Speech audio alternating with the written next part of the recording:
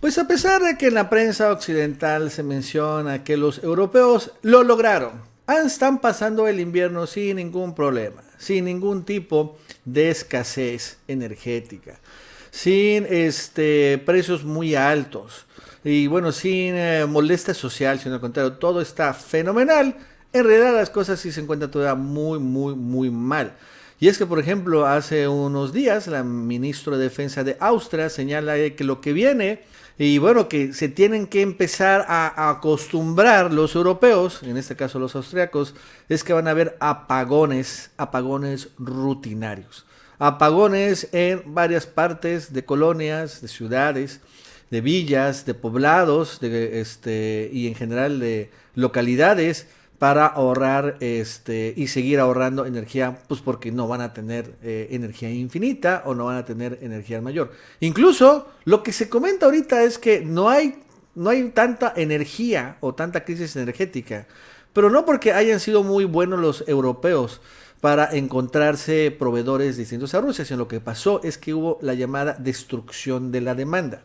Eso significa de que, bueno, los fábricas empezaron a cerrar sus puertas, empezaron a dejar de utilizar energía y bueno, al final se fueron a otros lados. O sea, hay menor demanda de energía y no hay tanta crisis de energía, pues porque están cerrando las puertas. La economía está mal, ¿no? O sea, eso es lo que está sucediendo. Pero, repito, eso no es suficiente. Vienen ya apagones rotatorios. No ahorita coyunturalmente en el invierno, sino también durante los próximos años. Porque no se va a mencionar, no se va a terminar. Y sí, claro, le echan la culpa a Putin, como siempre, de este tipo de cosas. Pero bueno, al final van a seguir sufriendo los europeos, pues por los próximos, yo creo que a meses o hasta años. Bueno, este más nos va a contar Aaron Díaz. Aaron, ¿qué tal? ¿Cómo estás? Buenas tardes. Hola, ¿qué tal Nacho? ¿Qué tal amigos y amigas? Bienvenidos a un video más. Y la ministra de Defensa del país de Austria están anunciando un pronóstico bastante oscuro, de manera literal y de manera pues no tan literal, ya que está anunciando que en Europa no está advirtiendo que vaya a haber apagones. Dice, no es tal vez va a haber apagones, dice, va a haber y van a durar días, varios días.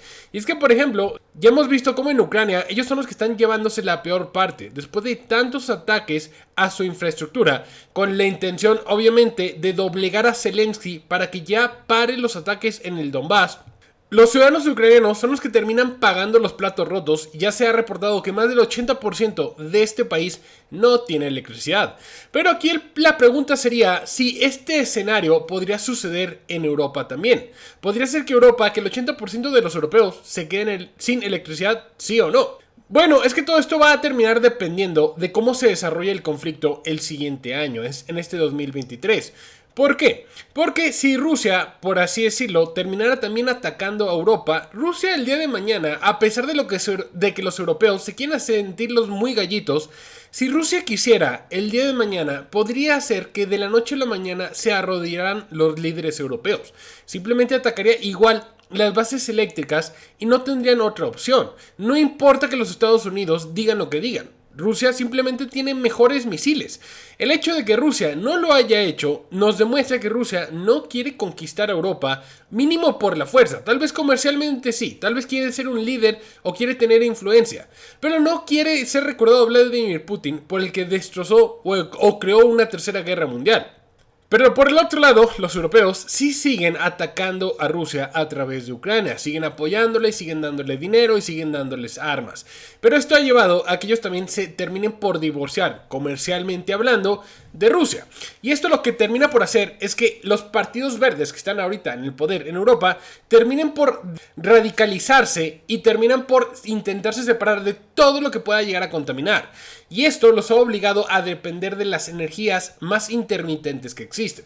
Pero bueno, vamos a ver qué es lo que dijo exactamente esta señora, para ver también las falacias que dice, porque en realidad la culpa no es de Rusia, aunque ella sí lo intenta decir. Y es que nos dice que el ministro de Defensa austriaco advirtió que los europeos podrían enfrentar apagones que duren días. Claudia Tanner hizo los comentarios durante una entrevista con el medio de noticias alemán Die Welt, La pregunta no es si vendrá el apagón, sino cuándo llegará. Esto decía Tanner culpando a la guerra en Ucrania. O sea, esta señora, que ojo, es importante entender quién es o desde cuál es su conocimiento, su background, porque la señora es una militar, entonces ella tiene que tener una visión mucho más amplia, más estratégica. Ella ya está advirtiendo que se van a venir apagones, que sí va a suceder. Posiblemente, yo me atreveré a decir que no va a haber apagones en este invierno, pero el siguiente año, ya que los europeos van a continuar con sus objetivos de energía verde, de cortar los gases con Rusia, además de empezar a dejar de utilizar las energías nucleares, pues van a terminar realmente por afectarse ellos solitos. Ella dice que para Putin, los ataques de piratería contra las fuentes de alimentación occidentales son una herramienta de guerra híbrida. No debemos pretender que esto es solo una teoría, debemos estar preparados para apagones en Austria y en Europa. Tanner habló de lo poco preparados que estaban los europeos para los apagones prolongados y paralizantes al advertir que un tercio de los ciudadanos no podrían abastecerse a más tardar del cuarto día de un apagón. Pero aquí, aunque la señora quiere echarle la culpa a Vladimir Putin, o sea, digamos esto, digamos que el día de mañana Vladimir Putin ya cierra todas las llaves de Europa, porque todavía tiene algunas abiertas que con Turquía y que con Ucrania. Todavía tiene dos. Las cierra el día de mañana.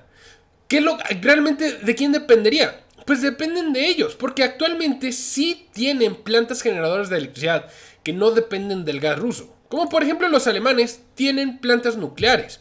Pero como la lógica del Partido Verde es quitarse todo esto y solamente depender de la energía que da el viento y lo que da el sol, pues les van a pagar. Y ellos ya tienen planeado hasta abril del 2023 darles vida y después de esto se cierran estas plantas. Que de nuevo, en estos momentos de crisis energética, este tipo de ideologías son demasiado dañinas. Pero eso no es todo.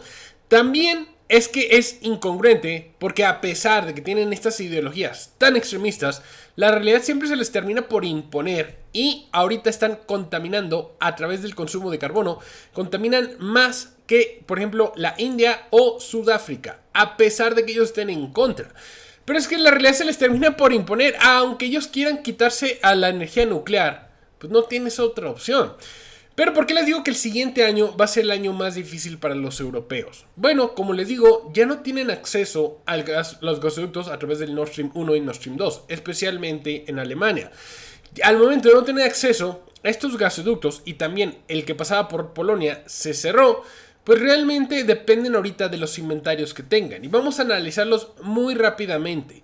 Han estado ahorita estancados cerca del 83% los inventarios, con países donde la van a pasar muy mal, porque ellos, normalmente los países, ojo, si no lo sabías te lo voy a explicar ahorita, generalmente intentan tenerlos cerca del 80%, cerca del 90%, y al final del invierno se caen estos inventarios alrededor del 20%.